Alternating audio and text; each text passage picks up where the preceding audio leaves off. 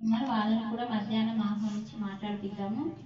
కానీ ఇప్పుడు మనం జ్ఞానంలోకి వెళ్దాము. ఓకే, నిద్రమైంది కదా, రైట్. నవ్వండి ఒకసారి అందరు చక్కగా, రైట్. సరే, ఒకసారి మళ్ళీ ఒకసారి పాట పాడండి. నిన్నటి పాట ఒకసారి వేసుకోండి. కంటేనే అమ్మాని అంటే కడుపు తీపి కాదు, కరుణించే ప్రతి అమ్మ. కంటేనే అమ్మాని అంటేలా కరుణించే ప్రతి దేవత, కరుణించే ప్రతి ఒక్కరూ దేవతలే. అందుకనే కరుణించే ప్రతి దేవత అమ్మే కదా. ఇది ఎందుకు 3 రోజుల నుంచి మీకు పాఠం నేర్పిస్తున్నది చెట్టు. ఇంకోటి, కనకనలాడే ఎండకు శిరస్సు మాడినా. కళ్ళు మూసుకోండి, అందరు కళ్ళు మూసుకొని వినండి. కనకనలాడే ఎండకు శిరస్సు మాడినా, మనకు తన నీడను అందించే చెట్టే అమ్మా. చారెడు నీళ్ళైన తాను దాచుకోక జగతికి సర్వస్వం అర్పించే మబ్బే అమ్మా. కనకనలాడే ఎండకు శిరస్సు మాడినా, మనకు తన నీడను అందించే చెట్టే అమ్మా. కంటేనే అమ్మాని అంటేలా కరుణించే ప్రతి దేవత అమ్మే కదా, కన్నా అమ్మే కదా. కళ్ళు తెరవండి. చెట్టుని మర్చిపోవద్దని మళ్ళీ 3వ రోజు గుర్తు చేస్తున్నాను నేను. అది ఎండకు ఉండి, చూడండి, నారాయణ రెడ్డి గారు ఈ పాటని రాశాడండి, పాడాడు. మరి ఎంత గొప్ప స్థితిలో ఉంటే చెట్టు గురించి వర్ణించిండు, మబ్బు గురించి వర్ణించిండు. మన మొక్కోళ్ళమే అమ్మలు కాదండి, పిల్లి అమ్మే, కుక్క అమ్మే. ప్రతి ప్రాణం ఉన్న ప్రతి జీవి అమ్మ అవుతుంది. కాబట్టి అమ్మ తన కడుపులో పుట్టిన వాళ్ళని చూసుకోవడం పెద్ద విషయమేం కాదు. అయినా మనం సరిగా పెంచలేము, ఇదొక్కటి ఒప్పుకోండి. ప్రతి అమ్మ తన బిడ్డని సరిగా పెంచలేడు. మనకు అమ్మ అని చెప్పుకునే అర్హత లేదు, పెంచినోళ్లకు మాత్రమే ఉంటుంది. అందుకనే ప్రతి మనిషిలో కరుణ మొత్తం మరుగున పడిపోయింది. అందుకనే కంటేనే అమ్మ కాదు, కరుణించే ప్రతి దేవత అమ్మ అన్నారు. కాబట్టి కరుణకి ఏ స్థానం ఉందో చూడండి. కరుణ అంటే దైవంకి లక్షణం, దైవ లక్షణాలు. దయ దైవ లక్షణాలు. ప్రతి జీవి మీద మనకేముండాలంటే దయ ఉండాలి. ఉన్నవాడెవడు తినడు. మనకుందా ఇప్పుడు? ఉన్నట్ట లేనట్ట? మానేసిన వాళ్ళందరికీ ఉన్నట్టు, మానేయబోయే వాళ్ళందరికీ ఉన్నట్టే. ఒకసారి మానేసిన వాళ్ళందరూ మానేయబోయే వాళ్ళందరికీ గట్టిగా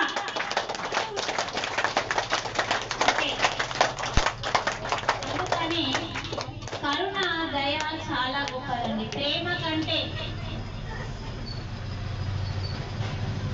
ప్రేమ అంటే రాధకి చిహ్నం అండి.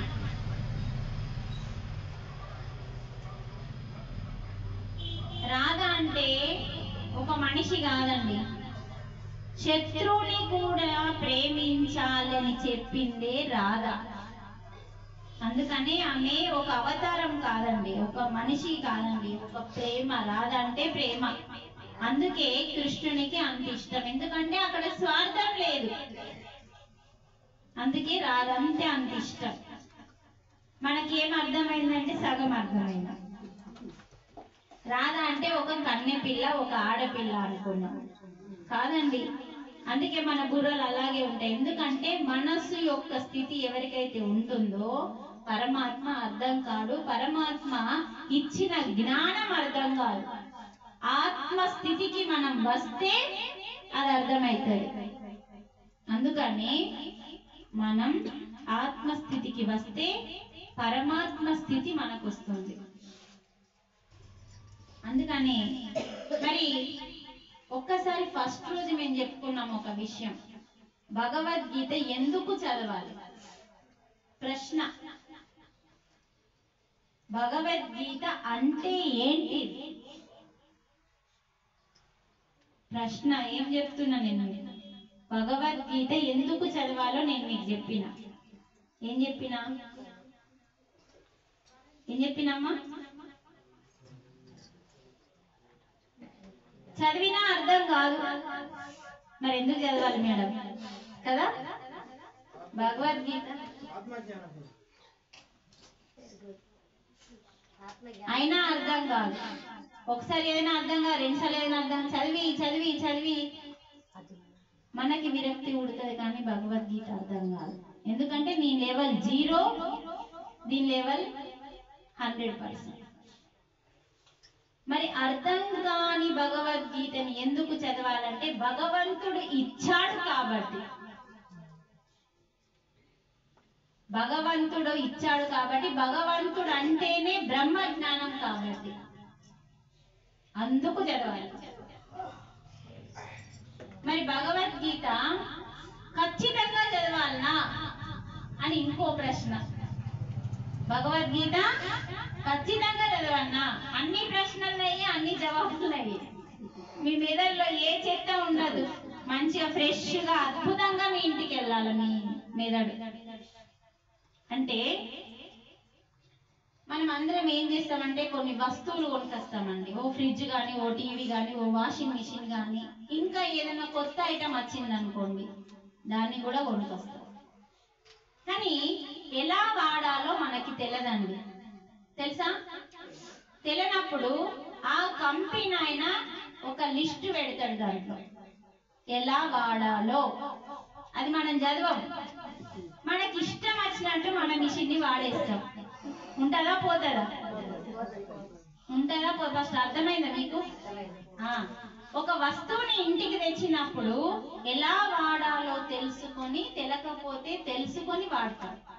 కానీ అలా వాడని రోజు, అది చదవని రోజు వస్తువు ఎలా ఖరాబ్ అవుతుందో, మనిషి భూమి మీదకి వచ్చిన మనిషి ఎలా జీవించాలో, ఎలా మనం వాడుకోవాలో, మన జీవితాన్ని మనం ఎలా వాడుకోవాలో మనకు తెలియదు. కాబట్టి ఒక లిస్టు పెట్టిండు భూమి మీద.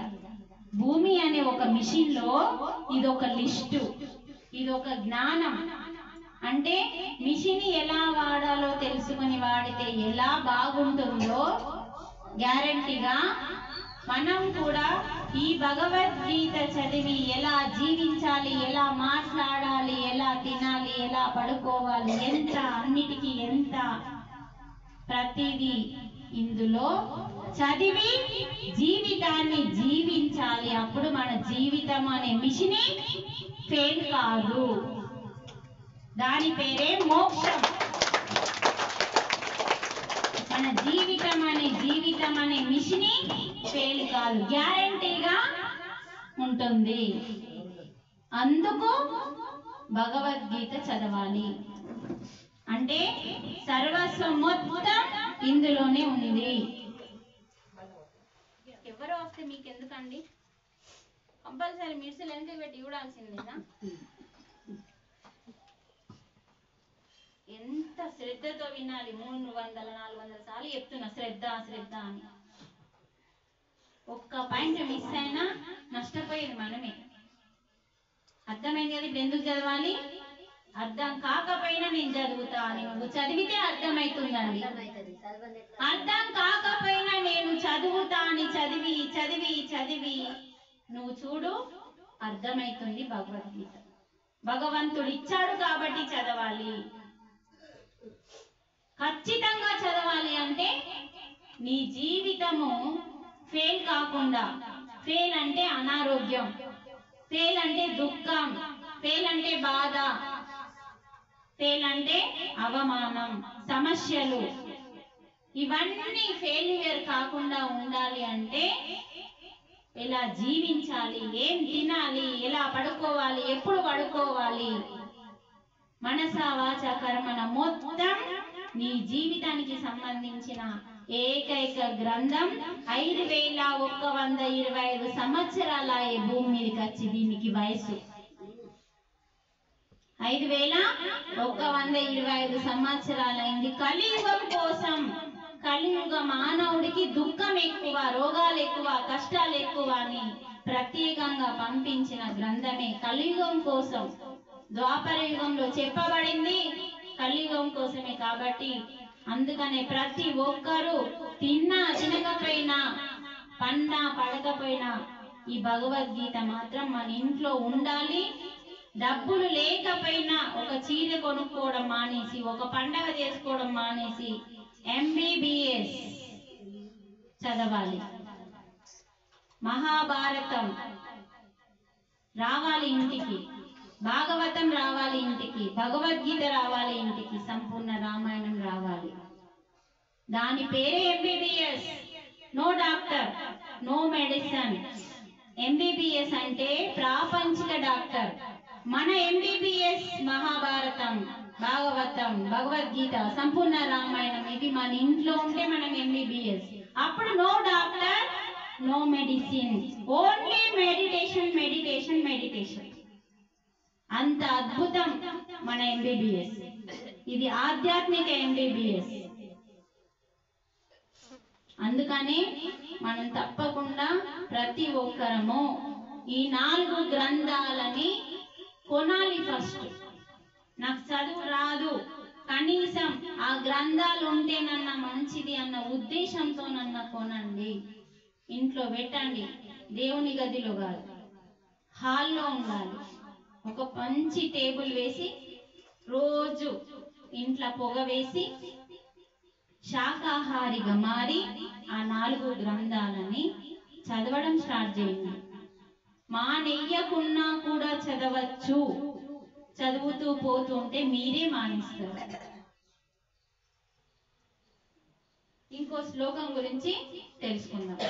ఇందాక మనం ధ్యానం చేసినాం కదా, ఫస్ట్ మీకు ఏమన్నా డౌట్స్ ఉన్నాయా? పొద్దున్న నుంచి క్లాస్ జరిగింది, ఏమన్నా డౌట్స్ ఉంటే క్లారిఫికేషన్ చేసుకొని ఇంకొక శ్లోకం గురించి తెలుసుకుందాం. లేదమ్మా? ఇందాక చెప్పినాం కదా, స్వస్వరూపానుసంధానం భక్తి దిక్త విదిత. భక్తి అంటే ఏంటిది? భక్తి అంటే ఏంటిదంటే పసుపు కుంకుమ అని నేను ఇందాక చెప్పిన. పసుపు వేసి, కుంకుమ వేసి, ఇంత అస్త్రం పెట్టి, ఇంత చక్కెర పెట్టి, ఇంత అగరబత్తులు దీపం పెట్టి మొక్కడం భక్తి కాదు.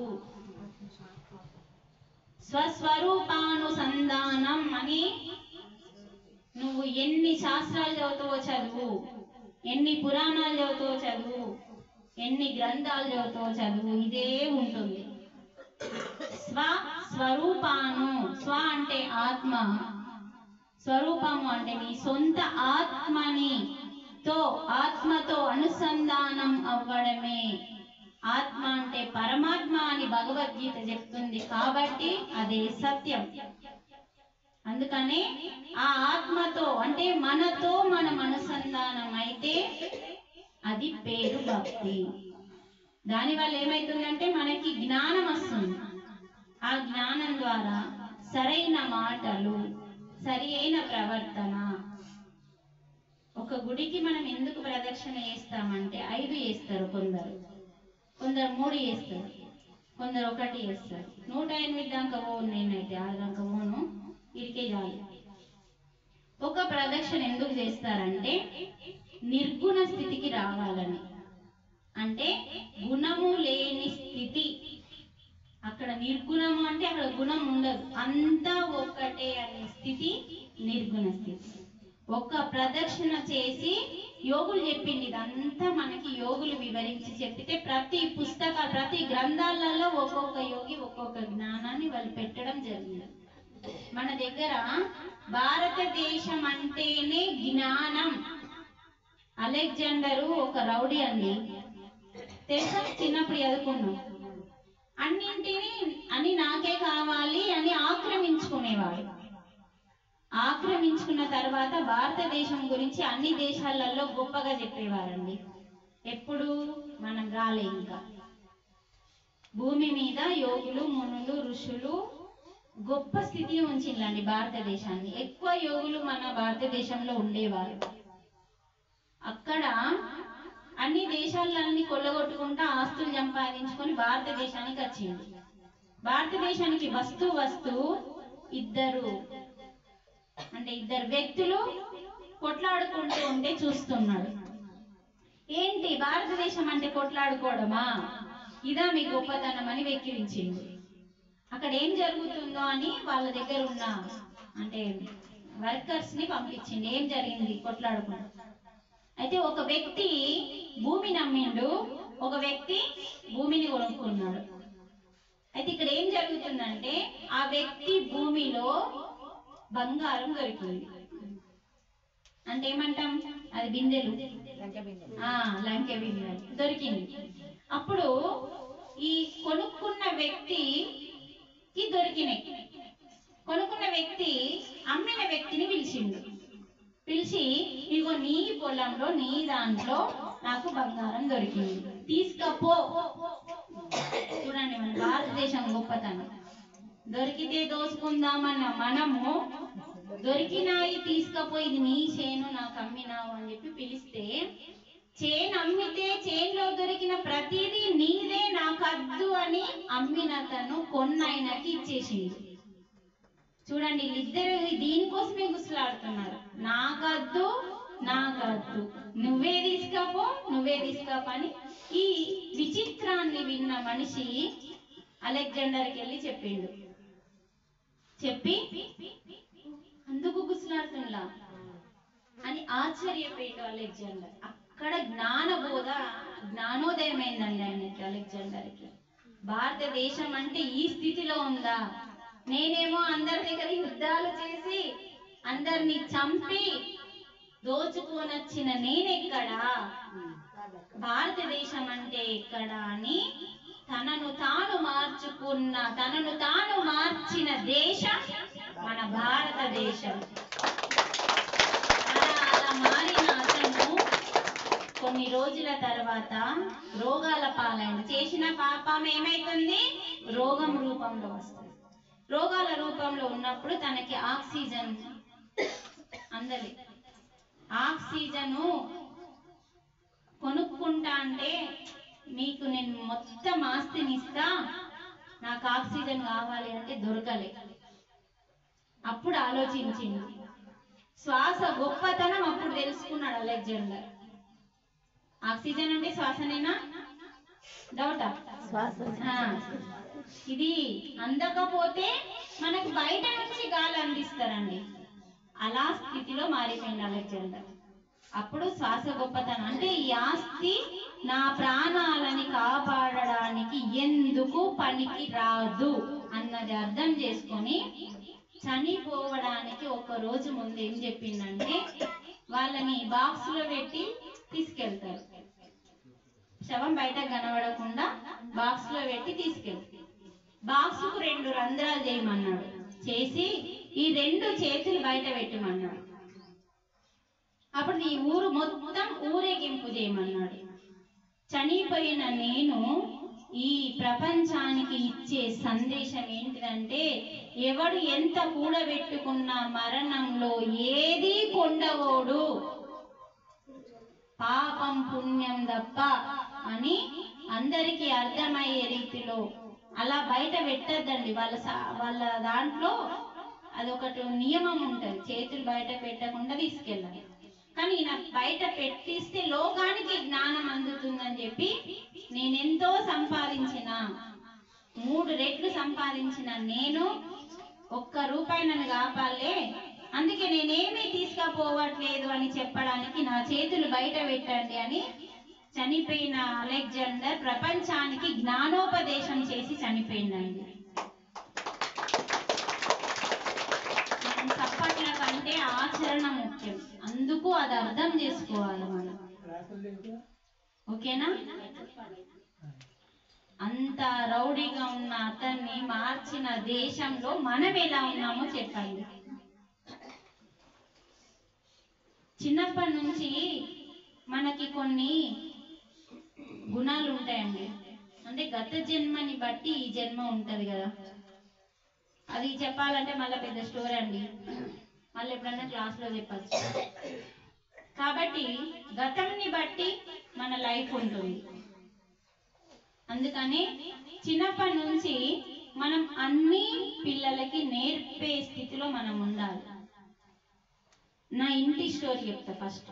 నేను చిన్న ఉన్నప్పటి నుంచి నాకు నాన్ వెజ్ ఇంటికి వస్తే చాలు చిరాకులు వేస్తుండే. నా పెళ్లి కాకనా మా అమ్మ ఏం చేస్తుండే, బోటి పేలికలు తెస్తుండే, ఇంకా కలిసి అనిపిస్తుండే. అంటే ఫస్ట్ నేను తినను, చిన్నప్పటి నుంచి నేను తినను. ఆ లక్షణాలన్నీ గతానికి సంబంధించినవి. అంటే మాంసం అంటే చాలు చిరాకు, అసహ్యం. అంటే గత జన్మ సుకృతాన్ని బట్టి మనం వస్తామండి. అప్పుడు మా అమ్మ కడుగు అంటుండే, మాకు రెస్టారెంట్ ఉంటుండే, మా అమ్మ బిజీ ఉంటుండే. మా అమ్మ నాన్న నేను అన్ని వంటలు చేస్తా కానీ ఈ చెత్తను మాత్రం అండా అని చెప్పేదాన్ని. మా అమ్మ వచ్చి చేస్తుండే, కానీ కడుగు అంటుండే. అబ్బా అది కడిగితే ఇట్లా తీసేసరికి అంతా అందులోకెళ్ళి అవన్నీ గొద్దెలు పడుతుండే మేకై. అప్పుడు మనకి ఏం తెలుసండి, చిన్నపిల్లలు. నాకు 12-13 సంవత్సరాలు. ఇక అది నాకు నచ్చక నేను అండకపోతుంటే, నేను తినకపోతుంటే, అందులోనే 2 గుడ్లు ఉడకబెట్టి అదే పులుసు వస్తుంది నాకు. ఆ పులుసు ఈ 2 గుడ్లు, గుడ్డు అంటే ఇష్టం ఉంటుండే, తినద్దని తెలియదు అప్పుడు. అలా నా జీవితం జరిగిపోయిన తర్వాత పెళ్ళైనాక ఇక మా ఆయనతో తినాల్సిందే అని పెట్టుకొని కూర్చున్నాను. అలా మెల్లిగా అనుకుంటా తినేదాన్ని, అంటే చీ అనుకుంటా తినేదాన్ని. మెల్లమెల్లగా అలవాటైంది. అలవాటైన 2 సంవత్సరాలకి 3 సంవత్సరాలకి నా చిన్న కొడుకు పుట్టింది. సేమ్ ఇక బ్రాహ్మణుడు అని గుణాలన్నీ.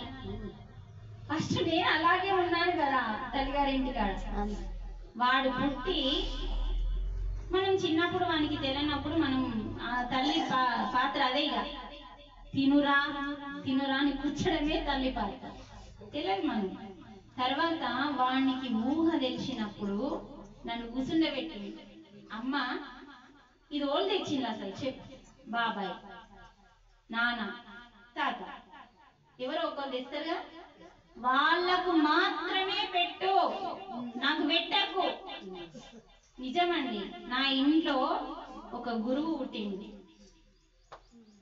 ఆయన ఏం చెప్తుండే అంటే, నేను అందుకే ఆయన అంట, ఆత్మ నాకంటే పెద్దది, నా కొడుకే కానీ ఆత్మ నాకంటే పెద్దది, శరీరం చిన్నదండి, బుద్ధిలో జ్ఞానంలో నాకంటే పై లెవెల్లో ఉన్నాడు. అలాంటి అతను నేను తినను అని ప్రతి సండే ఏడుస్తుండే పాపం. మా యారాలు తినది, మరి పిన్ని తినది కంటే నాకెందుకు పెడతావు, పిన్ని పెట్టి దొరకబట్టి అంటుండే. పిన్ని గుడ్డు తింటుంది కదా, నాకు గుడ్డే పెట్టి నేను తినా అని మొత్తుకుంటుండే పాపం. అని బాధ నాకు ఇప్పుడు అర్థమైంది కానీ అప్పుడు అర్థం కాదు. తర్వాత కొన్ని రోజులకి ధ్యానం అర్థమై అప్పుడు నా కొడుకు అంటే ఇంటిలో తెలిసింది. ఫస్ట్ నా కొడుకు ఏం చేస్తుండే, అమ్మ నీకేం పని లేదా, వచ్చిన వాళ్ళందరికీ ధ్యానం ధ్యానం ధ్యానం అని టీవీ పెడతావు, కథ ధ్యానం వేస్తావు, ఛాయ్ పోస్తావు, పలారం పెడతావు, వాళ్ళ నేనే ఉంచుకుంటే వెళ్తే వాళ్ళకేం పని ఉండదా అని నన్ను తిడుతుండే. అంటే వాళ్ళకు అంటే వాళ్ళు చూస్తుంటారండి, ప్రతి తల్లిని బిడ్డ గమనిస్తారు. ఆ రోజు ఆ ప్రశ్నకి నేను ఇచ్చిన సమాధానం ఏంటంటే, ఒకప్పుడు నేను ఎన్నో అనారోగ్యాలతో బాధపడుతున్న నాకు ఎవరో ఒకరు వచ్చి చెప్తేనే కదా నాకు ధ్యానం అందింది. ఎవరికి వాళ్ళ ఇంట్లో కూర్చుంటే ధ్యానం ఎలా అందుతుంది బిడ్డ? మరి నేను ఎన్నో రోగాలతో ప్రాణం మీదికి పోయిన నేను బతికి బట్టలు కట్టినా అంటే ధ్యానం ద్వారా అని చెప్పి నా బిడ్డకి వివరించిన. అంటే ఇలా అందరికీ చెప్పాలి.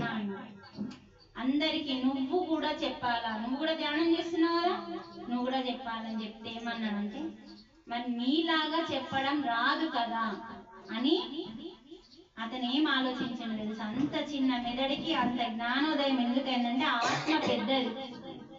నేను రేపటి నుంచి ఇంట్లో ధ్యానం చెయ్యాను. అయితే ఎక్కడ చేస్తావు మరి అంటే, మా ఇంటికి పక్కకి ఆంజనేయ స్వామి ఆలయం ఉంది. రెగ్యులర్ గా పాత పురాతనమైన ఫేమస్, బాగా భక్తులు వస్తారు. అది ఎట్లా ఆలోచించిండో చూడండి. నేనేం చెయ్యమ్మా గుడికి పోయి ప్రదక్షిణ చెయ్య, తీర్థం బట్ట, దక్షిణ బట్ట ఏం చెయ్య, చాప తీసుకుంటా మూలకు పోయి కూర్చొని ధ్యానం చేస్తా. మరి నేను అలా రోజు చేస్తే నా ప్రవర్తన చూసి ఎవరన్నా నన్ను వచ్చి అడుగుతారా అడగరా అన్నారు. అడగకుండా ఏం చేస్తారు? ఒక్క నెల ఓపిక పట్టిందండి నా బిడ్డ. ఒక్క నెల ఓపిక పట్టి నెల రోజుల తర్వాత ముగ్గురు వెళ్ళిండ్రట. ఒక పెద్ద మనిషి, ఇద్దరు మొగోళ్ళు వెళ్ళిండ్రట. అరే నువ్వు పలానా వాళ్ళ బిడ్డవు కదా అంటే, అవును అయితే అన్నాడు. నువ్వేం చేస్తున్నారా అని అడిగిందట. ఆ ప్రశ్న అడగడం కోసమే ఆయన గుడికి వెళ్ళి ధ్యానం చేసింది. నువ్వేం చేస్తున్నావని నన్ను అడిగితే దీని పేరు ధ్యానము. ఇది ఎలా చేయాలంటే శ్వాస మీద ధ్యాస పెట్టాలి. ఇంతకంటే ఎక్కైనా రాదు కదా. 5, 6, 7 ఏళ్ళ పిల్లలకి ఏమన్నా వస్తుందా? అలా దీని పేరు ధ్యానము. మా అమ్మ చేస్తుంది, మా నాన్న చేస్తుంది, మా ఇంట్లో మేము అందరం చేస్తాము. ఇది శ్వాస మీద ధ్యాస అనే ధ్యానము. ఇప్పుడు నేను మీకు చెప్పేసిన అంటే నేను ప్రచారం చేసేసిన అని ఇంటికి ఒర్రకు వచ్చి నాకు చెప్పిండు. నాకు చెప్పడం కాదు, వాళ్ళని పట్టుకొని వచ్చిండు. ఎందుకంటే నాకు అంతా రాదు చెప్పడం. ఇప్పుడు మా అమ్మ దగ్గరికి మీరు రండి అని వాళ్ళని పొద్దున 7 గంటలకి స్నానం చేసి 8:30 ఆటో వచ్చే లోపల అర్ధగంట ధ్యానం చేసి ఇంటికి వచ్చి మళ్ళా పోతుండే. ప్రతిరోజు 7 గంటలకి గుడికి పోతుండే. గుడికి పోతూ అన్నని గుంజుకుపోయేవాడు. అలా ధ్యాన ప్రచారం ఎలా చెయ్యాలో కూడా నేర్చుకున్న మెదడు అది. చిన్న పిల్లలకి నేర్పితే మనకి గురువులుగా మారతారండి. అందుకే పత్రిజీ ఊరికే చెప్పలే 5 సంవత్సరాల పిల్లలకి ఎందుకు నేర్పాలి అంటే ఇందుకు నేర్పాలి. వాళ్ళకి వాళ్ళ ఏ చదువు చదవాలి, ఏ స్థితిలో ఉండాలి, ప్రతిదీ వాడికి అర్థమైపోతుందండి. మనం ఒత్తుకోవాల్సిన అవసరమే లేదు. ఒక్క ధ్యానమే నేర్పించాలి, మిగతాదంతా వాడే నేర్చుకుంటాడు. ఆ భాగ్యం నాకు దొరికిందండి. చిన్న ఉన్నప్పుడే నేను ధ్యానంలోకి వచ్చినాను కాబట్టి ఆ భాగ్యం నాకు దొరికింది. ఇప్పుడు నాకు ఏ లొల్లి లేదు, ఏ టెన్షన్ లేదు వాళ్ళతో. లేకపోతే ఇక్కడ 4 రోజులు ఎందుకు ఉంటుంటే, మెట్పల్లిలో 1 రోజు, ఇక్కడ 3 రోజులు. అలా చూడండి వాళ్ళ మెదళ్ళు అలా తయారై. ధ్యానం అంత గొప్పది. అందుకని ధ్యానము మన పిల్లలకి బుజ్జగించి ఫస్ట్ మనం చేయకపోతే వాళ్ళు చేయరండి. నువ్వే భాగవతం ఆడితే ఆ పొలగనుసులు అదే భాగవతం ఆడతారు. మనని చూసే నేర్చుకుంటారు. కాబట్టి నీకు ఇగో ఇది చెయ్యు, నీకు అది కొనిస్తా, ఇట్లాంటివి చెప్పద్దండి. ఫస్ట్ వినాయకుడి గురించి స్టార్ట్ చేయాలి మీరు. పిల్లలంటే వినాయకుడు అంటే పిల్లలకి బాగా ఇష్టం. అక్కడి నుంచి మొదలు పెట్టుకుంటా రావాలి మీరు. ఈ వినాయకుని రా విచిత్రంగా లేడా, ఈ తొండేంది, ఈ షోలేంది, ఇట్లా ఎప్పుకరాల. ఫస్ట్ వినాయకుడి గురించి చరిత్ర గురించి తెలుసుకోవాలి. ఎందుకు ఇవన్నీ ఇట్లా ఎందుకు ఉన్నాయి, ఆయన తలగా ఇట్లెందుకు ఉంది, నీలా ఎందుకు లేదు, వాళ్ళకి తెలుసుకోవాలని అనిపించదా? అన్నమయ్య అయ్యప్ప గురించి చెప్పాలా, వినాయకుని. మరి ఆంజనేయ స్వామి కూడా అట్లా ఎందుకు ఉన్నాడు, తోకెందుకు, ఇవన్నీ చెప్పాలి. చక్కటి జ్ఞానం పిల్లలకి మనం అందిస్తే వాడికి వాడే తీర్చిదిద్దుకునే స్థితికి వస్తాడండి. వినటానికి వాణ్ణి మనం మన వైపు మార్చుకోవాలంతే. అందుకే మీ పిల్లలందరూ మొక్కలండి. ఇప్పుడు మీ పిల్లలు కానీ చిన్న ఉన్నారు కాబట్టి వాళ్ళు మనం ఏం చెప్తే అది వింటారు. మొక్కలు అంగుతాయి కానీ చెట్లు అంగాయి. డిగ్రీ చదివే పిల్లలు వినరు. వాళ్ళు కూడా వాళ్ళ యొక్క మనస్థితిని బట్టి, వాళ్ళ ఆత్మస్థితిని బట్టి వింటారు, చెప్పి చూడాలి. కానీ ఇప్పుడు యూత్ ఎలా ఉందంటే బాగా కష్టాల్లో ఉంది. ఎవరు అంటే యూతే. వాళ్ళ చదువులు అంత దారుణంగా దరిద్రంగా ఉన్నాయి. యూత్ కష్టాల్లో ఉన్నట్టు ఎవరు కష్టాల్లో లేరండి. చెప్పేవాడు సరిగా దిక్కు లేడు, స్నేహితుడు సరిగా లేడు, ఇంట్లో తల్లిదండ్రులు సరిగా లేరు. అందుకని యూత్ ఆత్మహత్య చేసుకునే పరిస్థితి, దుస్థితి వచ్చింది భారతదేశానికి. బయట దేశాల్లో మీరు కనుక్కోండి, రోజు కావాలంటే పిల్లాన్ని కొడితే జైలు శిక్ష తల్లికి, తెలుసా? వాడిని ఇష్టారాజ్యానికి వదిలేండి, వానికి క్రమశిక్షణ స్కూల్లో నేర్పిస్తారండి. తల్లికి కొట్టే అర్హత లేదు అని వాళ్ళు ఏది నేర్పని అది నేర్పి అనిపిస్తారు. వాళ్ళకి అసలు మైండ్ మీద బాండింగ్ పడేలాగా పెంచరండి బయట దేశాలలో స్కూళ్ళల్లో. మన భారతదేశానికి సంబంధించిన స్కూళ్ళే అలా ఉన్నాయి. అందుకనే వాళ్ళందరూ భగవద్గీత చదువుతున్నారు. మన చీరే వాళ్ళు కడితే వాళ్ళ డ్రెస్ మనం వేసుకుంటున్నాం. ఇప్పుడు వాళ్ళు చీర కట్టడం అంటే ఎంతో ఇష్టంతో కడతారండి. ఇప్పుడు వాళ్ళు మన చీర అంత అందాన్ని ఇస్తారండి స్త్రీకి. మన భారతదేశం సంస్కృతి వేరు, కట్టు బొట్టు నడవడిక అన్నీ వేరండి. అంత ప్రత్యేకత ఉంది. ప్రపంచంలో నెంబర్ 1 అంటేనే భారతదేశం. అంతమంది యోగులు పుట్టిండు. వివేకానంద మన భారతదేశం గురించి చెప్పడానికి పోతుంది అమెరికాకి, చికాగో, అన్ని దేశాలు తిరిగిందండి భారతదేశం గురించి చెప్పడానికి. అంత జ్ఞానం ఉంది ఇక్కడ. కానీ ఏం చేసిండు? దాన్ని అంతా కాలబెట్టేసిండు ఇంగ్లీష్ వాళ్ళు. కానీ పుస్తకము గ్రంథాలని కాలబెట్టిండు, కానీ మన ఋషులని కాలబెట్టలే కదా. మన ఋషుల మెదడు ఉన్నది. అప్పుడు ఇందుకు మళ్ళీ మళ్ళీ మళ్ళీ గ్రంథాలు వస్తున్నాయి. కానీ మనం అటువైపు అడిగేయకపోతే వాళ్ళు కష్టపడిన కష్టానికి వేరే వాళ్ళు దోసుకోపోతుండ్రు మన జ్ఞానాన్ని. అందుకని సత్యాన్ని తెలుసుకోవాలి.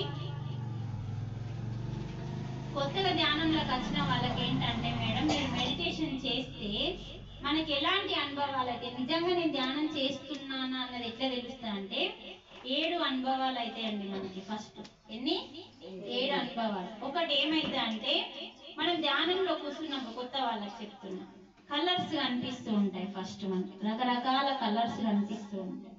అప్పుడు మీరు తెలుసుకోలేము, నేను ధ్యానం చేస్తున్నాను, నా లోపలికి ఎనర్జీ వస్తుంది అని మీరు ఇంకా లోతులోకి వెళ్ళాలి. మళ్ళీ రెండవది ఏంటంటే, మీ శరీరము ఒక దూదిలాగా లేనట్టుగా, చేతులుగా ఇట్లా పెడతాం కదా, లేవని ఈ శరీరం మీద లేదేమో, నేను గాలిలాగా అయిపోయిందేమో అన్నట్టుగా, అది ఒక అనుభవం.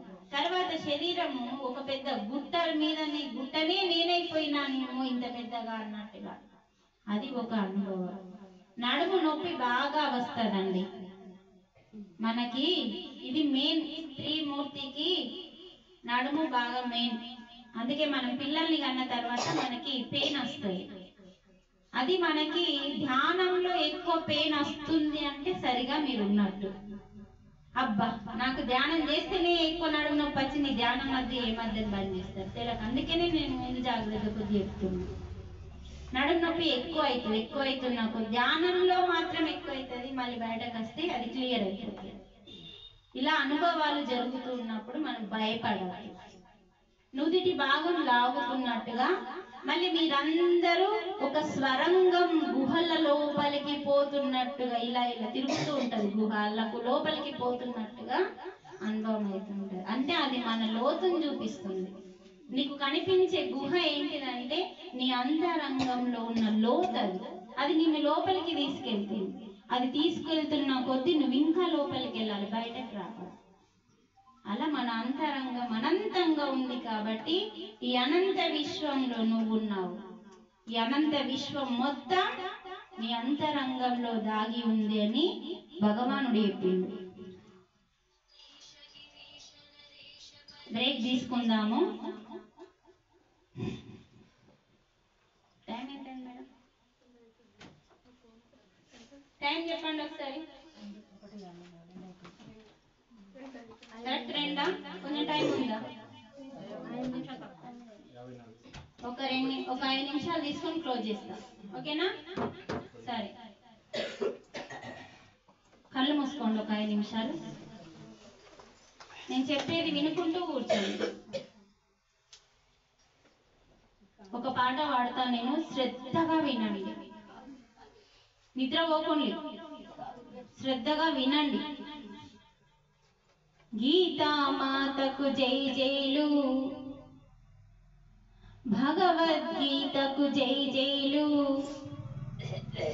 గీతామాతకు జై జైలు, భగవద్గీతకు జై జైలు.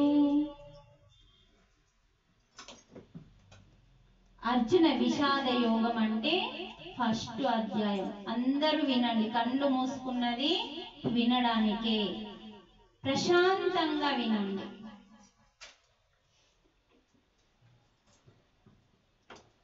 అర్జున విషాద యోగంలో ఆ మొత్తం అధ్యాయం ఏం చెప్తుందంటే, దుఃఖానికి కారణం ఎవరు, విషాదం ఎందుకు కలుగుతున్నదో విషదముగా తెలిపితివమ్మా, విశ్వమంత నీవేనమ్మా. అంటే ఫస్ట్ అధ్యాయం పేరు అర్జునుడు ఏడ్చిండు కాబట్టి అర్జునుని విషాద యోగం. మరి ఆ అర్జునుని విషాద యోగంలో ఉన్న అధ్యాయము ఏం చెప్తుందంటే, నీకు దుఃఖం ఉంది, దుఃఖానికి కారణం ఎవరు, నీకెందుకు విషాదం ఎందుకు కలుగుతున్నది తెలుసుకోవాలంటే ఆ ఫస్ట్ అధ్యాయం మొత్తం చదివితే దుఃఖానికి కారణం ఎవరో నీకు తెలుస్తుంది. నేనెవరో కానిది ఎవరో విషదముగా చెప్పితివమ్మా, దుఃఖ స్వరూపం కాదని ఆత్మస్వరూపం నీవని, దుఃఖ స్వరూపం కాదని ఆత్మస్వరూపం నీవని. రెండవ అధ్యాయం అంటే సాంఖ్యయోగం. ఈ సాంఖ్యయోగంలో నేనెవరు కానిది ఎవరు విషదముగా చెప్పితివమ్మా, దుఃఖ స్వరూపం అంటే నాకు దుఃఖమే ఉంది అని నువ్వు భ్రమలో ఉన్నావు, దుఃఖ స్వరూపం నువ్వు కాదు, ఆత్మస్వరూపం నీవని తెలిపిన యోగమే సాంఖ్యయోగం. ఆత్మబుద్ధితో కర్మలు చేస్తే, ఆత్మతో బుద్ధితో కర్మలు చేస్తే పరమపదమే నీదౌనని విపులముగా తెలిపితివమ్మా, విశ్వమంత నీవేనమ్మా. ఆత్మబుద్ధితో కర్మలు చేస్తే పరమపదమే నీదౌనునని విఫలముగా తెలిపితివమ్మా, విశ్వమంత నీవేనమ్మా. మనం చేసే ప్రతి కర్మ అంటే పనిని ఆత్మస్థితిలో, వంట చేసినా, వ్యవసాయం చేసినా, జాబ్ చేసినా ఆత్మస్థితిలో ఉంటే లంచగొండి కాము. బుద్ధి ఉంటే సరి అయిన జ్ఞానంలో మనం కర్మలు చేస్తామని ఆత్మ బుద్ధితో కర్మలు చెయ్యండి అంటున్నది మూడవ అధ్యాయం కర్మయోగం. ఈ మూడవ అధ్యాయం పేరు కర్మయోగం. నువ్వు చేసే ప్రతి పనిని ఆత్మస్థితికి వచ్చి చెయ్యు, బుద్ధితో చెయ్యు. అప్పుడు ఏమైతుంది? పరమపదం అంటే ఈ సృష్టిలో నువ్వు పరమాత్మగా నిలిచిపోయే స్థితికి వస్తావు అని విఫలముగా తెలుపుతుంది భగవద్గీత. జ్ఞాన జ్యోతిని వెలిగించి అజ్ఞాన తిమిరమును తొలగించి, జ్ఞాన జ్యోతిని వెలిగించి అజ్ఞాన తిమిరమును తొలగించి ఆత్మభావనతో ఉండడమే జ్ఞాన తపస్సని తెలిపితివమ్మా. అంటే మన అంతరంగములో ఎన్ని దీపాలు బయట పెట్టినా ఆరిపోతాయి, అంతరంగంలో జ్ఞాన జ్యోతి ఉంది మన లోపల. ఆ జ్ఞాన జ్యోతి ఆత్మ జ్యోతి. ఎప్పుడైతే జ్ఞానం మనకు వికసిస్తుందో వస్తుందో మన అంతరంగంలో ఆత్మ అనే జ్యోతి వెలుగుతుంది. ఆ ఆత్మ జ్యోతి అన్ని ఊర్లకి, వాడలకి, జిల్లాలకి వెళ్ళి ఆ యొక్క జ్యోతిని వెలిగిస్తుంది. అప్పుడే ఆత్మ భావనతో పూర్తిగా ఆత్మస్థితిలో ఉండడమే జ్ఞాన తపస్సు అని తెలుపుతుంది జ్ఞాన యోగము. భగవద్గీతలోని 4వ అధ్యాయం పేరే జ్ఞాన యోగము. అదేం చెప్తుందంటే, జ్ఞాన యోగం అంటే జ్ఞాన జ్యోతిని వెలిగించు, ప్రతిరోజు జ్ఞానం తీసుకో, అప్పుడు ఆత్మస్థితికి వస్తావు. ఆ భావనతో ఉండడమే జ్ఞాన తపస్సు. 5వ అధ్యాయం అంటే మనకి కర్మ సన్యాస యోగం. కర్మ సన్యాస యోగం అంటే కర్మని, పని చెయ్యు, ఆ పనిని సన్యసించు. అంటే చేసిన పనిని ఫలితం ఆశించకపోవడమే సన్యసించడం. అలా మనం గోచరమైన దానిని వదిలి అగమ్య గోచరమైతిని, సాక్షి చైతన్యమే నేనని తెలిపితివమ్మా గీతామాత. అంటే గోచరమైన నాశనమయ్యే దానిని, అంటే గోచరమైన అంటే నాశనం కానిది, దాన్ని వదిలిపెట్టేసినాం. అంటే నాశనం కానిది ఆత్మ. ఆత్మని వదిలిపెట్టి అగమ్య,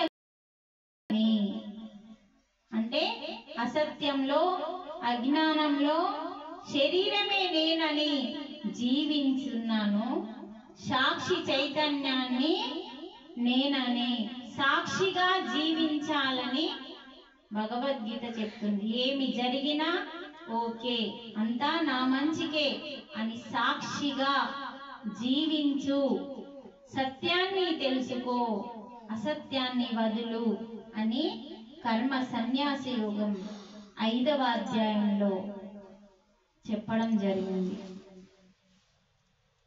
6వ అధ్యాయం ఆత్మ గురించి ఉంటుంది. 6వ అధ్యాయం మొత్తం ఆత్మ గురించి ఉంటుంది. ఆత్మ సంయమన యోగం, ఆత్మతో కూడి ఉండడం,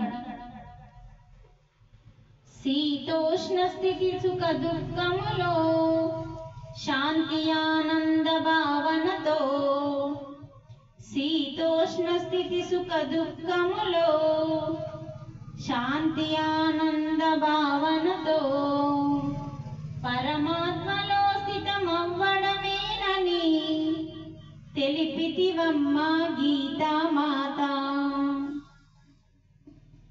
అంటే ఆత్మయోగంలో ఏం చెప్తున్నాడంటే, శీతోష్ణ సుఖ దుఃఖములో అంటే ఎప్పుడు వచ్చే సుఖములో దుఃఖములో వచ్చే ప్రతిసారి సుఖం వస్తుంది, దుఃఖం వస్తుంది. అప్పుడు కూడా సుఖాన్ని దుఃఖాన్ని సమానంగా తీసుకొని శాంతి ఆనంద భావనతో జీవించడమే. దుఃఖం వస్తే ఏడవడం, సుఖం వస్తే నవ్వడం మన పని. అలా ఉండద్దు అని రెండింటినీ సమానంగా శాంతి భావనతో పరమాత్మలో స్థితం అవ్వడమేనని ఆత్మ పాఠాలు నేర్పుతుంది. అందుకని దుఃఖం వచ్చినా సరే తట్టుకునే శక్తి ఉంటేనే నాకు వచ్చింది, నా కర్మని బట్టి నాకు వచ్చింది అని తెలుసుకోవడమే జ్ఞానం. కాబట్టి సుఖ దుఃఖాలు ఎప్పుడు వచ్చినా సమానంగా తీసుకొని ప్రశాంతంగా ఆనందంతో ఈ రెండింటితో జీవించడమే పరమాత్మలో స్థితం అవ్వడము అంటున్నాడు. రెండింటిని నువ్వు ఎప్పుడైతే సమానంగా తీసుకుంటావో అదే పరమాత్మలో స్థితం అవ్వడం అంటే అంటున్నాడు. 7వ అధ్యాయం జ్ఞాన విజ్ఞాన యోగం. జ్ఞానము విజ్ఞానము. ఏది తెలుసుకుంటే ఇక తెలుసుకునేదేది లేదో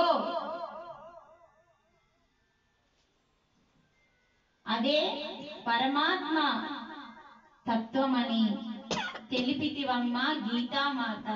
అంటే ఇంకా మనకి జ్ఞానము విజ్ఞానము బ్రహ్మ జ్ఞానము ఇదంతా మొత్తం తెలుసుకుంటామేదో అది జ్ఞాన విజ్ఞాన యోగంలో ఉంది కాబట్టి అది తెలుసుకోవడమే పరమాత్మ తత్వము. అలా మనకి ఒక్కొక్క అధ్యాయము 7 అధ్యాయాల వరకు తెలుసుకున్నాం మనం. ఇలా మనకి 18 అధ్యాయాలలో ఒక్కొక్క అధ్యాయంలో ఒక్కొక్క యోగం గురించి వివరించడం జరిగింది. కాబట్టి మనం ఈ యొక్క యోగాన్ని అర్థం చేసుకొని ధ్యానం చేస్తూ చక్కగా శ్వాసని గమనిస్తూ ధ్యానం చేస్తూ శాకాహారిగా ఎందుకు మారడం అంటే పాపాలని తగ్గించుకొని పాపకర్మలు చెయ్యకుండా మోక్ష కర్మలు చేస్తే సత్కర్మలు చేస్తే మోక్ష కర్మకి దగ్గరవుతూ మోక్షాన్ని పొందాలి. అప్పుడు మనము భూలోకానికి రావాల్సిన పని లేకుండా నక్షత్ర లోకాలకు వెళ్తాము, ఊర్ధ్వ లోకాలకు వెళ్తాము. ఎన్నో అద్భుతమైన లోకాలు ఉన్నాయండి పైన. వాటిని దర్శించాలంటే భూలోక పాఠాలు నేర్చుకోవడం అయిపోవాలి. అందుకే ఈ జన్మని ఆఖరి జన్మ చేసుకోవాలంటే జ్ఞానం అనంతం నేర్చుకోవాలి.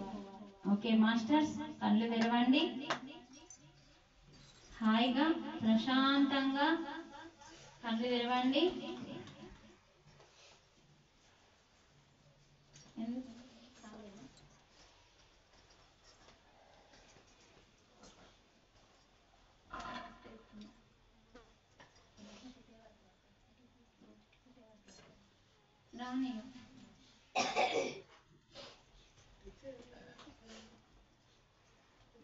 గుడిలో రికార్డ్ చేసినట్టు అనిపించిందా? గుడిలో రికార్డ్ చేస్తారు, మన ఎత్తికి ఎక్కించుకో. చూసారా ఒక్కొక్క అధ్యాయం మీకు ఏం నేర్పుతుంది? 5 నిమిషాలు టైం ఉందంట, ఇస్తారు రాలేదంట. మీరేమన్నా అడగాలనుకుంటే అడగచ్చు.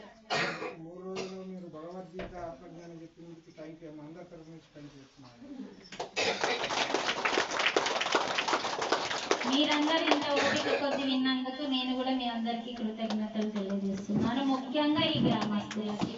ఎందుకంటే ఎవరు వచ్చినా రాకపోయినా ఈ గ్రామస్తులు చక్కగా రోజు 25-30 మంది అయితే విన్నారు.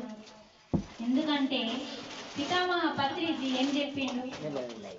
నువ్వు ధ్యానం చెయ్యడం చేస్తూ ధ్యానాన్ని నేర్పించాలి, కానీ ధ్యానం నేర్పించడానికి వెనుకబడకుండా ఒక మనిషికి ధ్యానం నేర్పిస్తే 100 గంటలు ధ్యానం చేస్తే ఎంత శక్తిని తీసుకుంటావో ఒక మనిషికి ధ్యానం నేర్పిస్తే అంత శక్తి నీకు వస్తుంది అన్నారు. మరి ఇక్కడ మనం అందరూ కొత్త వాళ్ళకి, ఈ ఊరే కొత్తగా సంవత్సరం నాడు మొదలు పెట్టినాం, కానీ 2-3 వేసిండు మళ్ళా మానేసిండు. అందుకనే ఆమె 7 రోజులు యజ్ఞం అడిగింది నన్ను. 7 రోజులు వీలు కాదని ఒకరోజు నిన్న ఒక ఆమె వచ్చింది ఇక్కడికి వెళ్ళి, కొత్త ఆమె. మేడం మీరు 3 రోజులు పెట్టి మాకు పుణ్యం కట్టిండ్లు, ఒక రోజు పెడితే మీరు వస్తుంటే పోతుంటే మేము ఇంటుంటే ఇడిస పెడుతుంటే, కానీ 3 రోజులు చెప్పినందుకు ఇంటికి వచ్చి మరి కృతజ్ఞతలు చెప్పిపోయింది. అంటే 3 రోజులు విన్నందుకు కనీసం నా వ్యక్తిగతంగా ఏమైనా మార్పు మార్పు వస్తుంది కావచ్చు మా దాంట్లో అని చెప్పి. అందుకని మీరందరూ మార్పు రావాలి అంటే ఫస్ట్ మీరు ఏం చేయాలంటే పౌర్ణమికి రావాలి. ఇప్పుడు మనం ఇక్కడనే ధ్యానం చేసుకోవచ్చు. అందుకే ఎక్కడ పెట్టాలి మేడం అని ఫోన్ చేసింది. ఇంత పెద్ద ఆకిలి మనకే ఉన్నది, మన ఇంటి కాడ మన యజ్ఞం. గుడిలో పెడితే ఏమైందంటే పీరియడ్స్ అని అవ్వని ఇవ్వని రావు. అందుకని ఇంకొక ముఖ్యమైన విషయం ఏంటంటే మేడం, ఇందులో మనకి పీరియడ్స్ అయినా కూడా ఏ నియమం లేదు. దానికి మనం ధ్యానం చేసుకోవచ్చు, మంచి స్నానం చేసి ధ్యానం చేసుకోవచ్చు, ఏం తప్పు లేదు.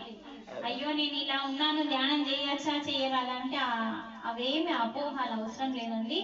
అందుకని మీరు మానకుండా ఈ 3 రోజులు మీ నుంచి నేనేమి ఆశించట్లేదండి. మీరు ధ్యానం చేసుకుంటే మంచిది. ఇలా మన జీవితం మారిపోయి కర్మలు చేయకుండా, పాప కర్మలు చేయకుండా ఉంటాము. కాబట్టి ఇప్పుడన్నా మనము ఈ మార్గంలోకి వచ్చి ఏ జీవిని చంపకుండా మనం వాటిని రక్షించడానికి వచ్చినామండి, భక్షించడానికి కాదు. కాబట్టి చక్కగా శాకాహారిగా మారండి. ధ్యానం ప్రతి పౌర్ణమికి మీరు ఫస్ట్ ధ్యానం చేస్తూ పోతూ ఉంటే మీకు అర్థమవుతుందండి, ఇది తినడం కరెక్ట్ కాదు అని మీ మనసు చెప్తుంది, మీ లోపల అంతరంగం చెప్తుంది. అప్పుడు మీరు మారుతారు. చక్కగా పౌర్ణమి ధ్యానాలు చాలా ఎనర్జీ ఇస్తాయండి. భూమి మీద ఎప్పుడెప్పుడు ఎక్కువ శక్తులు ఉంటాయంటే ప్రత్యేక దినాల పేర్లే అమావాస్య, పౌర్ణమి. ఈ రెండింటికి మీరు ఇక్కడికి రండి. ఈ రోజు లత మీకు పిలుస్తుంది. మీ ఫోన్ నెంబర్లు ఫస్ట్ ఎవరెవరైతే ఈ ఊరు వాళ్ళు ఉన్నారో, ఈ ఊరు వాళ్ళు మీరందరు ఫోన్ నెంబర్తో పాటు మీ పేరు రాయండి. అప్పుడు లత ఏం చేస్తుంది, పౌర్ణమి రాగానే 3 రోజులు చేయాలండి. పౌర్ణమికి 3 రోజులు, ఒక రోజు ముందు ఒక రోజు వెనక పౌర్ణమి రోజు. ఈ 3 రోజులు మనం ధ్యానం చేసుకుంటే ఎక్కువ శక్తులు భూమి మీదకి వస్తాయి. కాబట్టి మనం ధ్యానం ద్వారా తప్ప ఆ శక్తులని వేరే ద్వారా తీసుకోలేము. అమావాస్యకి కూడా అంతేనండి. ఇంకొక విషయం చెప్పి నేను క్లోజ్ చేస్తాను. ఆయన రండి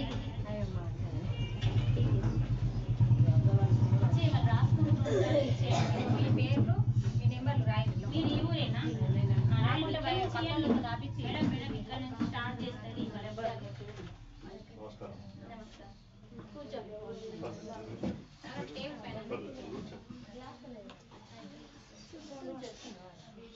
అందరికీ నమస్కారం. ఈరోజు అంటే మా గ్రామ మహిళలే కాకుండా, మా ఆడపడుచులే కాకుండా పక్క గ్రామాల నుంచి వచ్చినటువంటి ఆడపడుచులు కూడా ఉన్నారు, మరి పెద్దలు ఉన్నారు. అందరికీ నా హృదయపూర్వక నమస్కారాలు. ముఖ్యంగా భగవంతుని సన్నిధిలో చేరడం కోసం, ఆధ్యాత్మిక చింతనను పెంపొందించడం కోసం ఒక మహిళగా నేను మొన్న పోస్టర్ మీదనే చూశాను మేడంను. అంటే ఇంత పరిపక్వత అంటే నేను ఒక 20 నిమిషాల నుంచి వింటున్నాను మేడం. మీలో ఉన్నటువంటి అపారమైనటువంటి శక్తి, మరి మీకున్నటువంటి జ్ఞానం, వీళ్ళందరికీ అందించే తపన చూస్తే చాలా తగ్గిపోయాం మేము. మా గ్రామం తరఫున ప్రత్యేకమైనటువంటి ధన్యవాదాలు. మరి ఇంతటి మంచి కార్యక్రమానికి కూర్చోండి మేడం. ఇంతటి మంచి కార్యక్రమానికి పూనుకున్నటువంటి మా వదినమ్మ లత గారికి కూడా ధన్యవాదాలు. ఎందుకంటే మనము దుఃఖము, సంతోషము, బాధ, భయము ఏవైనా ఇప్పుడు మేడం చెప్పారు, అవి సమపాలలో తీసుకోవడం అనేది. అంటే ఆమె ఏ స్థితి నుంచి ఏ స్థితికి వచ్చింది అనేది మేము కుటుంబ పరంగా మేము చూస్తాం. అంటే అన్ని కోల్పోయినా కూడా అందరూ మన వాళ్ళే, మనకంటూ ఒక జీవితం ఉంది. భగవంతుని సన్నిధిలో మనం ఉన్నట్టయితే మన కుటుంబము, గ్రామము, దేశం అందరూ బాగుండాలని ఒక మంచి ఆలోచనతో పాల్గొంటున్నటువంటి ఈ సందర్భంలో నేను మొదటిసారి విచ్చేసాను, వింటున్నాను మేడం. కూర్చోండి. అయితే నేను కూడా 2 వాక్యాలు చెప్పాలనుకుంటున్నాను. సంతోషం. మీకు ఎక్కువ టైం తీసుకున్నాను. నేను 3 రోజులు దూరం నుంచి తీసుకుంటున్నా. మీరు అక్కడ కూర్చున్నారు, మామూలుగా వచ్చిందేమనుకున్నా అని ఊరు సర్పంచ్ మాకు అంటే మిమ్మల్ని అప్పుడే ఆహ్వానించే వాళ్ళం. కూర్చొని చెప్పండి. ఫస్ట్ టైం వచ్చినప్పుడు సారే పర్మిషన్ ఇప్పించండి. అయితే మనం ఇప్పుడు దాహం వేసిన తర్వాత ఏం తీసుకుంటాం? వాటర్ తీసుకుంటాం. దాన్ని ఏమంటాం అందరం? మనం తెలుగులో అయితే నీళ్లు అంటాం, హిందీలో అయితే ఏమంటారు? కొంతమంది తెలిసిన వాళ్ళు చెప్తారు పానీ అంటారు, ఇంగ్లీష్ లో వాటర్, తమిళ్లో అయితే తన్ని అంటారు, తన్ని, మలయాళంలో అయితే వెళ్ళం అంటారు. ఏ భాషతో పిలిచినా కూడా అర్థం ఏంటి? నీళ్ళే. అంటే ఉచ్చారణ మనం ఎక్కడ ఒక్కొక్క ప్రాంతం నుంచి ఏ రకంగా పిలిచినా కూడా అందులో భావం ఉండేది ఏంటిది? నీళ్ళే. తాగేది మనం సేవించేది. అలాగే భగవంతుని ఏ రూపంలో కొలిచినా కూడా, ఏ మార్గంలో వెళ్ళినా కూడా మనకు ఆదిదేవుడు ఈశ్వరుడు ఒక్కడే, భగవంతుడు ఒక్కడే. మార్గాలు ఏవైనా కావచ్చు, చేరుకునేది మనం చింతన చేసేది భగవంతుని గురించే. కాబట్టి మరి భగవంతుని కార్యక్రమంలో పాల్గొనడం అనేది చాలా సంతోషంగా ఉంది. సమస్యలు, కష్ట సుఖాలు అన్ని కూడా సమభాగంగా మనం తీసుకున్నట్టయితే దుఃఖాలు అనేవి కనబడు. ఒకరోజు మనం నిన్న బాధపడ్డాం, సపోజ్ నిన్న బాధపడ్డాం, సాయంత్రానికి ఆ బాధ లేదు, తెల్లారి మర్చిపోయాం, ఈరోజు హ్యాపీగా ఉన్నాం. అంటే అది తాత్కాలికమే, ఏదైనా తాత్కాలికమే, కొంత సమయం వరకే. మరి సమస్య ఉందని రోజుల్లో తరబడి మనం బాధలో ఉండలేం కదా. మరి సంతోషంగా కూడా ఎల్లకాలం కూడా ఉండలేం, రెండు సమపాలన ఉంటాయి. కాబట్టి కష్ట సుఖాలను, సంతోష దుఃఖాలు ఏవైనా కూడా మనము సమపాలంగా తీసుకొని భరించాలి, అలవాటు చేసుకోవాలి. ఇప్పుడు మన పూర్వీకులు కానీ పెద్దలు ఎవరైనా కుటుంబ పరంగా ఆలోచన చేసినట్టయితే అందరికీ సమానమైనటువంటి ఆస్తులు లేవు, ఇవ్వరు. ఉన్నాయా? లేవు. కొందరికి భూములు ఉండొచ్చు, బంగ్లాలు ఉండొచ్చు, బ్యాంక్ బ్యాలెన్స్ ఉండొచ్చు. ఏది ఉన్నా కూడా అందరికీ సమానమైనటువంటిది ఒకటి ఇచ్చాడు భగవంతుడు. ఏంటిది ఇచ్చారు? ఏమి ఇచ్చారంటే భవిష్యత్తు. ఏంటిది? భవిష్యత్తు. భవిష్యత్తు అని ఒక కాలం ఇచ్చాడు. ఆ కాలంలో కూడా మనం ఇప్పుడు ఉన్నటువంటి స్థితి నుంచి మెరుగైన స్థితికి పోవచ్చు. అంటే ఇప్పుడు మన ఆర్థికంగా ఇబ్బందులు ఉంటే మనం కష్టపడి సంపాదించుకొని పైకి ఇంకా ఎదగవచ్చు. ఆ ఎదిగి ఉన్నటువంటి వాళ్ళు పరిస్థితులను బట్టి దిగవచ్చు. కుంగిపోయిన వాళ్ళు కూడా ఉన్నారు, పోగొట్టుకున్న వాళ్ళు కూడా ఉన్నారు. కాబట్టి మరి భవిష్యత్తును మనం నమ్ముకొని జీవించడం అనేది అలవర్చుకోవాలి. మరి ఏదైనా ఆశావాహ దృక్పథంతో, అంటే మనకు పొందలేము, రాదు అనే నెగిటివ్ ఆలోచనలు లేకుండా మనం పాజిటివ్గా, అంటే మనం సాధించగలను, నేను పొందగలను, నేను ఇంకా మంచి స్థితికి వెళ్ళగలను, 10 మందితోని నేను సన్నిహితంగా ఉండగలను, ఒంటరి అనే ఫీలింగ్ లేకుండా. మనం సమాజంలో మనిషి అనేవాడు ఒంటరి జీవి కాదు. అవుతారా? ఇప్పుడు మన ఇంట్లో ఉండి మనమే బతకగలుగుతామా?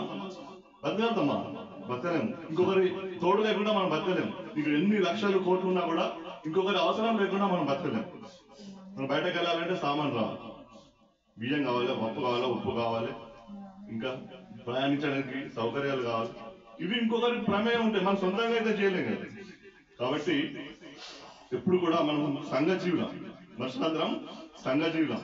మరి ఒకరికొకరు సహాయపడుతూ, ఆలోచనలు పంచుకుంటూ, కష్ట సుఖాల్లో మనం పాల్గొన్నట్టయితే, తోడు నీడగా ఉన్నట్టయితే వారికి బలాన్ని చేకూర్చిన వాళ్ళం అవుతాం. అలాగే కొన్ని కుటుంబాల లోపల నీది నాది అనే స్వార్థం కూడా, సొంత అన్నాలు కూడా కొట్టుకుంటున్నారు రోజులు. ఈరోజు అక్క ఇళ్ళు కొట్లాడుతున్నారు ఆస్తి కోసం, అమ్మా నాన్నల ఆస్తి కోసం. కుటుంబ తగాదాలు చూస్తున్నాం నిత్యం. మేము ఇంకా ఒక ప్రజాప్రతినిధి అయితే మేము చాలా చూస్తున్నాం. చిన్న చిన్న విషయాలకే గొడవలు. కూర్చొని మాట్లాడుకుంటే సరిపోతుంది, గ్రామ పంచాయతీ కూడా వస్తుంది. ఏ చిన్న చిన్న విషయాలు అది పెద్ద మనుషుల దాకా పోవాల్సిన అవసరం లేదు, సర్దుకుంటే. అంటే నేను గొప్ప, నేను తక్కువ కావద్దు, నేను మీకంటే దేనిలో తక్కువ ఉన్నా అని ఒక ఈగో, స్వార్థం. ఎక్కువ ఉండడం వల్ల ఏమవుతుందంటే తోటి వాళ్ళతో మనము సదుపాయ గుణం మన లోపల ఉండలేదు. అట్లా ఉండదు.